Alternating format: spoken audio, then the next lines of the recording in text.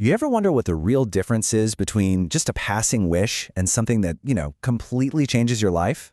Well, today we're going to dive into a really powerful idea, a philosophy that says the whole journey from just wanting something to actually being the person who has it all starts with one simple thing: how badly you desire it. So let's get right into it. Okay, so this philosophy we're looking at, it really just cuts right to the chase, doesn't it? This isn't about that casual, oh, wouldn't it be nice if kind of wishing? No way.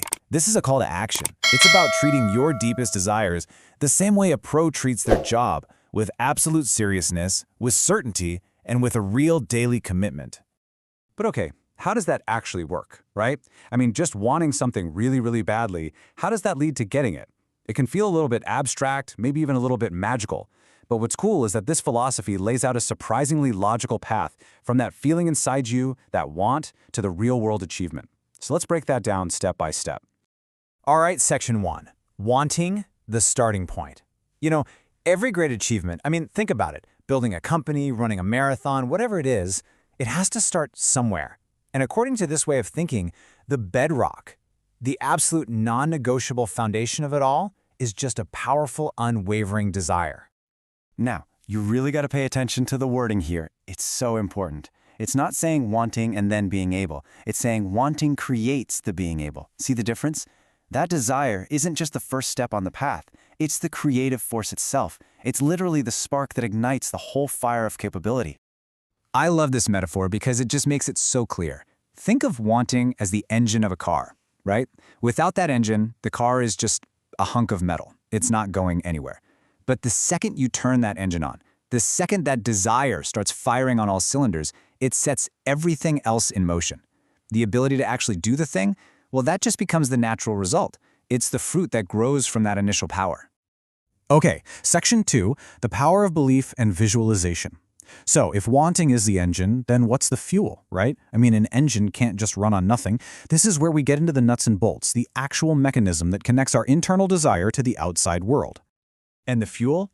It's belief. Simple as that. A persistent, almost stubborn belief.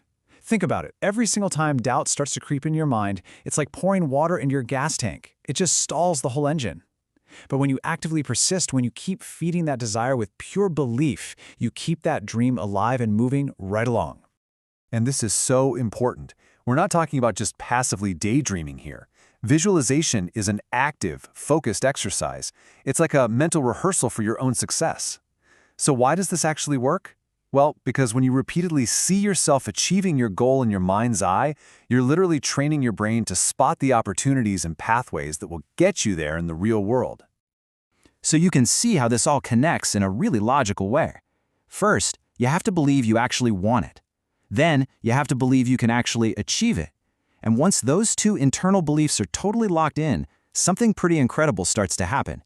Your mind, which is now kind of programmed to find a solution, starts actively looking for the way. And then, and this is the part that feels like magic, the world around you starts to provide the tools and the opportunities you need.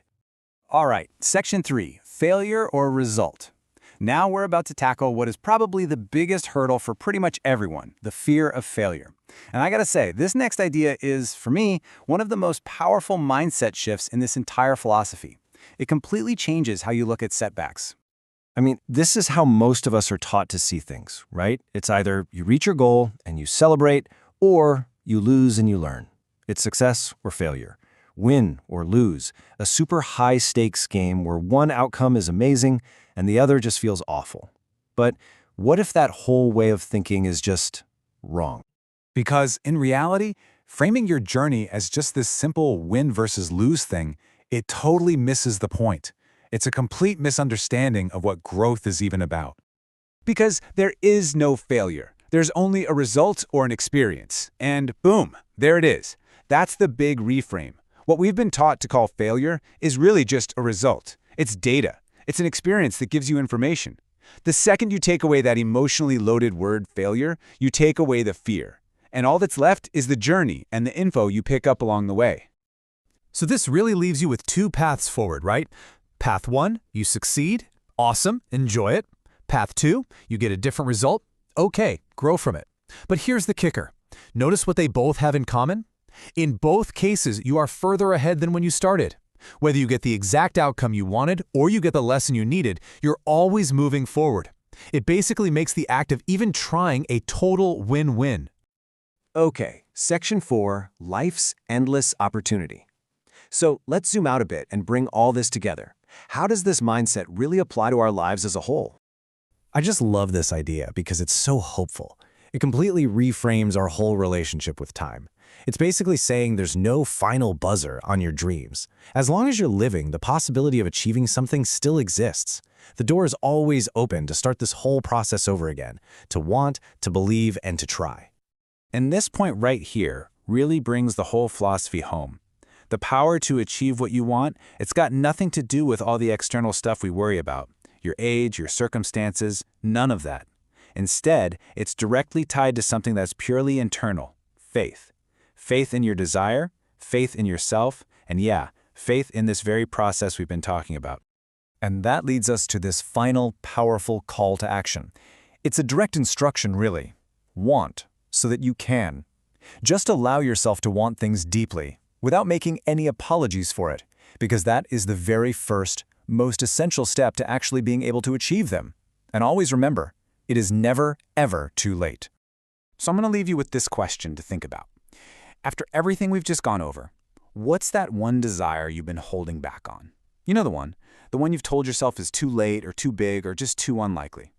What do you think would happen if, starting today, right now, you just decided to want it, with total certainty and with total faith?